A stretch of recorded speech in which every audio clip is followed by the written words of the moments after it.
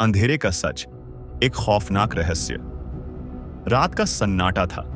पूरा गांव गहरी नींद में था, मगर अचानक एक दरवाजा चरमराकर खुला। किसी के पैरों की हल्की आहट सुनाई दी और फिर गहरी खामोशी छा गई। अगली सुबह एक आदमी गायब था और उसकी दीवार पर एक अजीब निशान उभर आया था। यह सिर्फ एक कहानी नहीं, बल्कि एक ऐसा राज है जो आज तक कोई नहीं सुलझा सका। क्या तुम इस राज को जानने की हिम्मत रखते हो? मगर सावधान, ये कहानी जितनी सुनते जाओगे उतनी ही ये तुम्हारी हकीकत लगने लगेगी। अगर तुम वाकई हिम्मत रखते हो तो इस वीडियो को आखिर तक देखो। लेकिन याद रखना, कुछ कहानियां सिर्फ सुनने के लिए नहीं होती, बल्कि वो तुम्हारी जिंदगी का हिस्सा बन जाती है। वीडियो को अभी लाइक करो, चैनल को सब्सक्राइब करो और इस कहानी को अपने दोस्तों के साथ शेयर करो, क्योंकि जो ज्यादा जानता है वो ज्यादा खतरे में होता है। चलिए शुरू करते हैं। कहानी का शीर्षक, अंधेरे का सच। स्थान, नर्मदापुरम, मध्य प्रदेश का एक सुदूरवर्ती गांव। रात का सन्नाटा। नर्मदापुरम के इस छोटे से गांव पर एक चादर की तरह फैला हुआ था। यह गांव दिन में जितना शांत और सुंदर लगता, रात होते ही उतना ही डरावना हो जाता। हर घर की खिड़कियां सूरज ढलने से पहले ही बंद हो जाती थीं और हर गली अंधेरे के साए में डूब जाती। गांव वालों का मानना था कि सूरज ढलने के बाद यहाँ के पुराने पेड़ और दीवारों पर बने अजीबोगरीब निशान जिंदा हो जाते हैं। गांव की एक पुरानी कथा के अनुसार यह निशान उन लोगों की आत्माओं से जुड़े हैं जो इस गांव में गायब हो गए थे। उनकी चीखें अब अंधेरे के हर कोने में गूंजती हैं। लेकिन इन बातों पर विश्वास न करने वाला एक युवक था, आकाश। वह गांव के पुराने रिवाजों और इन कहानियों को सिर्फ डर फैलाने वाला भ्रम मानता था। कहानी की शुरुआत, एक रात चांद बादलों के पीछे छिपा हुआ था। चारों ओर अंधकार गहराता जा रहा था। आकाश ने तय किया कि वह इस अंधेरे के सच को सामने लाएगा। उसने अपने दोस्तों को भी साथ चलने को कहा, लेकिन वे डर के मारे मना कर गए। आकाश अकेले ही गांव की सबसे पुरानी गली की ओर निकल पड़ा। उस गली में जाते ही माहौल बदलने लगा। हवा ठंडी और भारी लगने लगी। हर दीवार पर बने अजीब निशान हल्के हल्के चमकने लगे, जैसे किसी ने उन पर लालच से भरी आंखें गाड़ दी हों। अचानक आकाश को लगा कि कोई उसे पुकार रहा है। यह आवाज उसकी मां की थी, पर उसकी मां तो घर पर थी। वह रुक गया। पहला डर, जैसे ही आकाश ने मुड़कर देखा, गली की एक दीवार पर बना निशान उसकी ओर खिसक रहा था। वह पहले एक साधारण आकृति लग रही थी, लेकिन धीरे धीरे यह एक इंसानी चेहरे का रूप ले रही थी। चेहरा भयानक और खाली आंखों वाला था। इससे पहले कि आकाश कुछ समझ पाता, दीवार से एक काली परछाई निकलकर उसकी ओर झपटी। आकाश ने भागने की कोशिश की, लेकिन गली की हर दिशा में वही निशान उसकी ओर बढ़ रहे थे। हर निशान से अलग अलग आवाजें आने लगीं। कोई चिल्ला रहा था, कोई गुस्से में दहाड़ रहा था। गांव का पुराना रहस्य। आकाश जैसे तैसे उस गली से बाहर निकला और गांव के सबसे बूढ़े व्यक्ति बाबा रघुनाथ के पास पहुंचा। बाबा ने उसकी हालत देखकर एक गहरी सांस ली और कहा, तुमने उन आत्माओं को छेड़ दिया है। वे लोग वही हैं जो सालों पहले इस गांव से गायब हुए थे। यह निशान उनके पापों के चिन्ह हैं। अब तुमसे वे पीछे नहीं हटेंगे।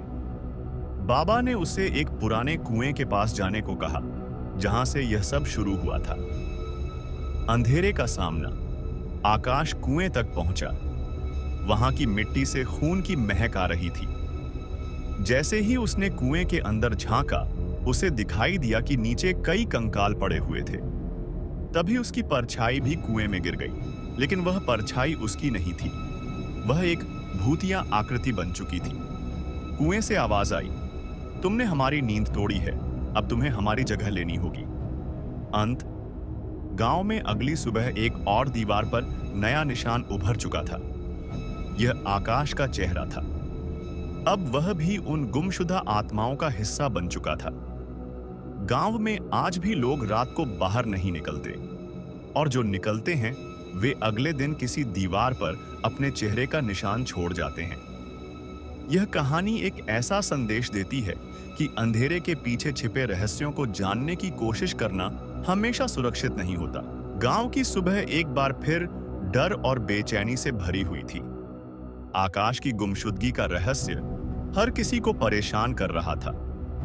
उसकी मां अपने बेटे को ढूंढने के लिए गांव के हर कोने में पुकार रही थी, लेकिन कोई भी उसकी मदद करने की हिम्मत नहीं कर रहा था। दीवार पर उभरा आकाश का चेहरा अब भी ताजा लग रहा था, जैसे वह किसी को कुछ बताने की कोशिश कर रहा हो। इस बीच गांव के युवा अनिल, जो आकाश का बचपन का दोस्त था, ने उसकी गुमशुदगी की सच्चाई का पता लगाने का निश्चय किया। अनिल को बाबा रघुनाथ की बातें याद थीं और वह जानता था कि इस रहस्य की चाबी उसी पुराने कुएं में छिपी है। रहस्य की तह तक पहुंचने का प्रयास अनिल रात के समय अकेले कुएं के पास पहुंचा। उसने हाथ में एक जलता हुआ मशाल पकड़ा हुआ था। कुएं की मिट्टी अब पहले से ज्यादा सड़ांत और खून की गंध छोड़ रही थी। जैसे ही उसने कुएं के पास कदम रखा, उसे हवा में फुसफुसाहटें सुनाई देने लगी। आवाजें अस्पष्ट थीं, लेकिन उनमें दर्द और गुस्सा साफ झलक रहा था। अनिल ने हिम्मत करके कुएं के अंदर झांका। उसे नीचे वही कंकाल दिखाई दिए जो आकाश ने देखे थे, लेकिन इस बार कंकाल हिलने लगे।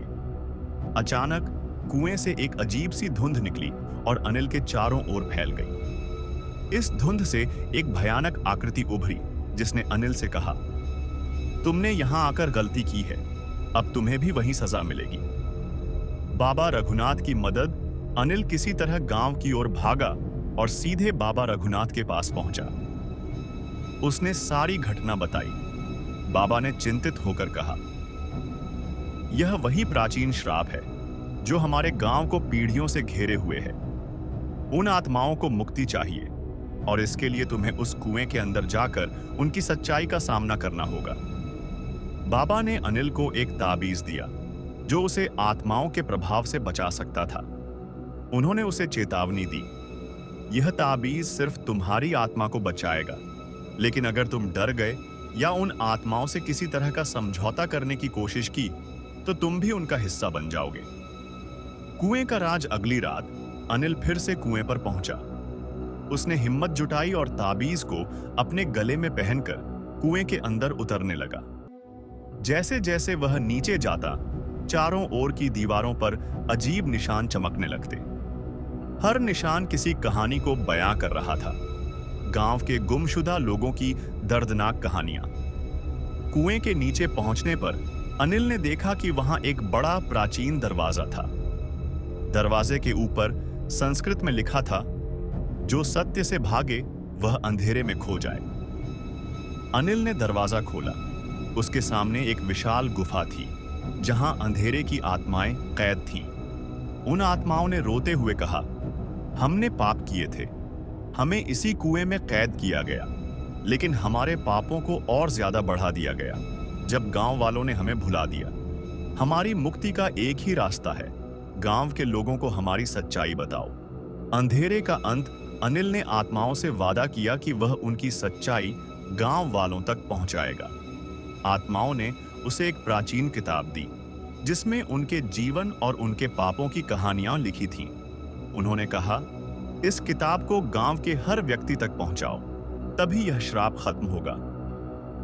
अनिल ने गुफा से बाहर निकलते समय देखा कि दीवारों पर बने सारे निशान धीरे धीरे गायब हो रहे थे।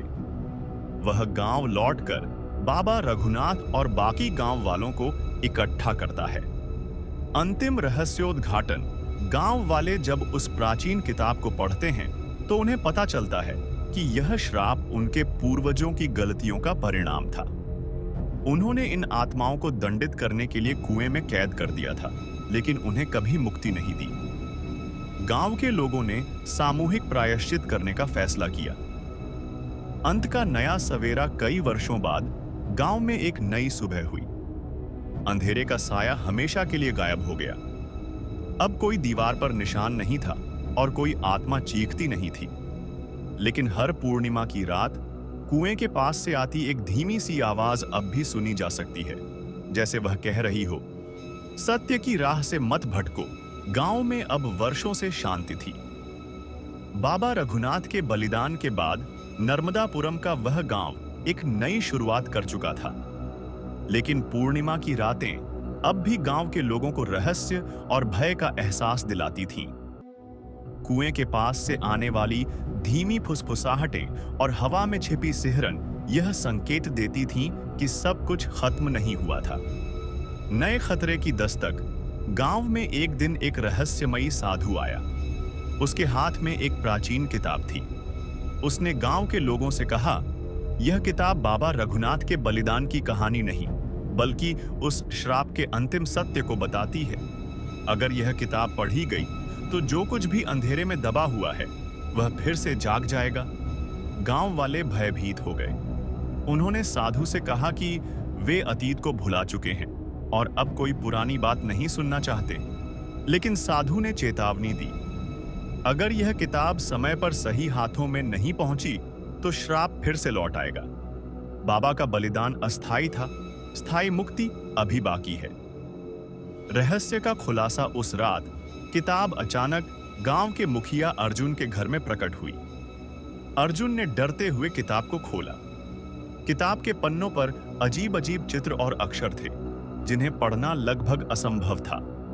लेकिन एक पन्ना ऐसा था जिस पर यह लिखा था, अंधेरे का अंत तभी होगा जब गांव के सबसे पुराने रहस्य को उजागर किया जाएगा। अर्जुन ने समझ लिया कि यह रहस्य बाबा रघुनाथ और उस कुएं से जुड़ा हुआ है।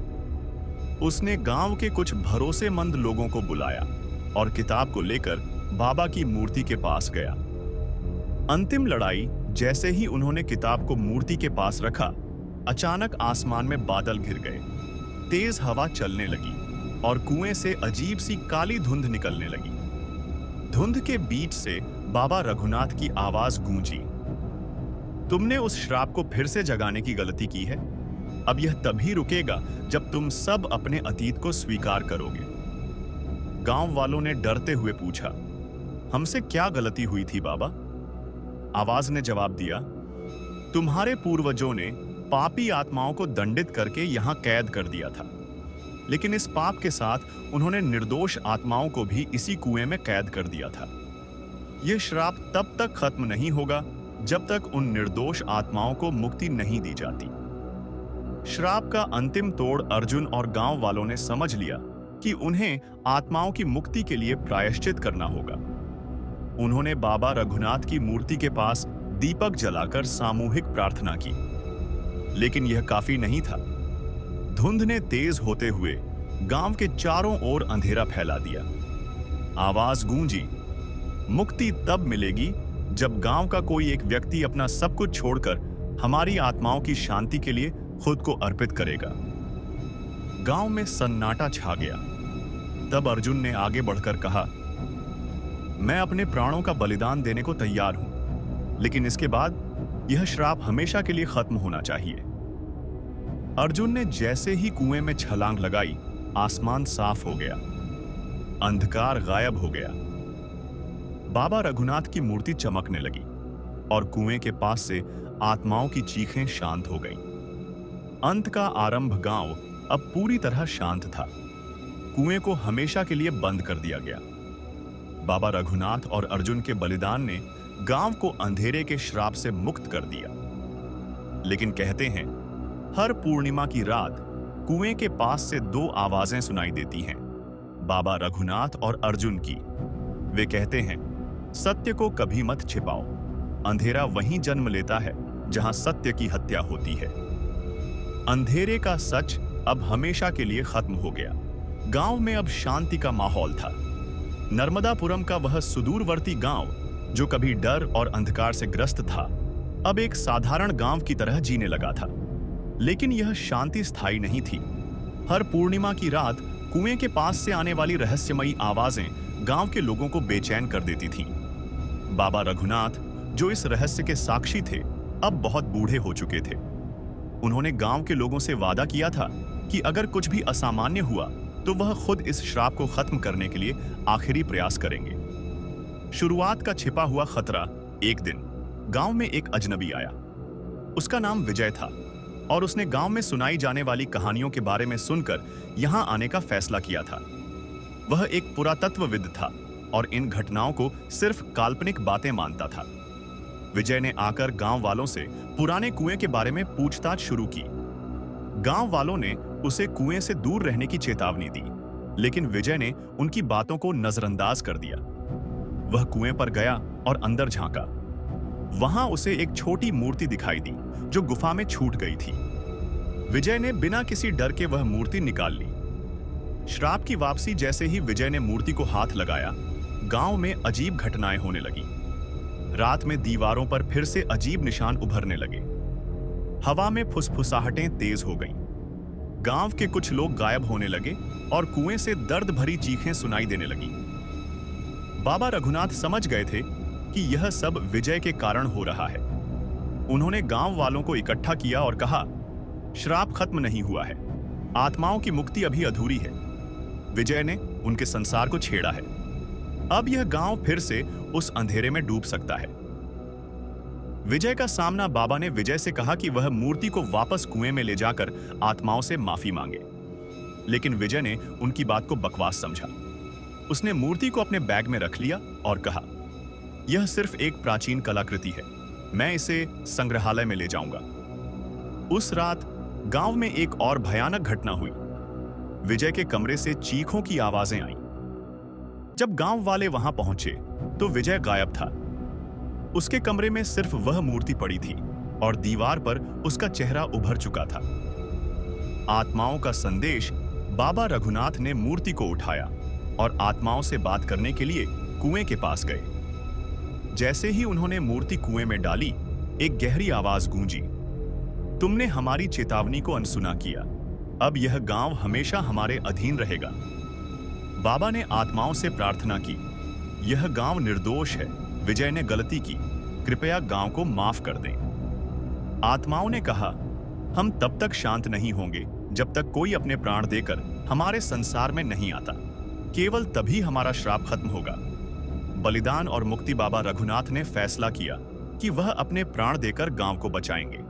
उन्होंने आत्माओं से कहा, मैं अपने प्राणों का बलिदान देता हूं, लेकिन इसके बाद यह गांव हमेशा के लिए आजाद हो जाना चाहिए। जैसे ही बाबा ने कुएं में छलांग लगाई, कुएं से तेज रोशनी निकली। आत्माओं की चीखें धीरे धीरे शांत हो गईं। दीवारों से सभी निशान मिट गए। गांव में फैला अंधेरा हमेशा के लिए खत्म हो गया। अंतिम सवेरा। अगली सुबह गांव वालों ने देखा कि बाबा रघुनाथ के स्थान पर एक चमकती मूर्ति कुएं के पास रखी थी। उस मूर्ति पर लिखा था, बलिदान ही सच्ची मुक्ति है। गांव अब शांत था। कोई रहस्य, कोई निशान और कोई अंधेरा नहीं बचा था। बाबा का बलिदान हमेशा के लिए गांव की रक्षा करता रहेगा। लेकिन हर पूर्णिमा की रात कुएं के पास से एक धीमी फुसफुसाहट अब भी आती है, सत्य की राह मत छोड़ो, वरना अंधेरा लौट आएगा। अगर यह कहानी ने आपको रोमांचित किया तो चैनल को सब्सक्राइब करें, लाइक करें और अपने दोस्तों के साथ शेयर करें। आपकी हर एक क्लिक हमें और भी रोमांचक कहानियां लाने की प्रेरणा देती है। अगर आप और भी डरावनी कहानियां सुनना चाहते हैं तो चैनल को सब्सक्राइब करें, वीडियो को लाइक करें और अपने दोस्तों के साथ शेयर करें। हमें आपकी प्रतिक्रिया का इंतजार रहेगा। धन्यवाद।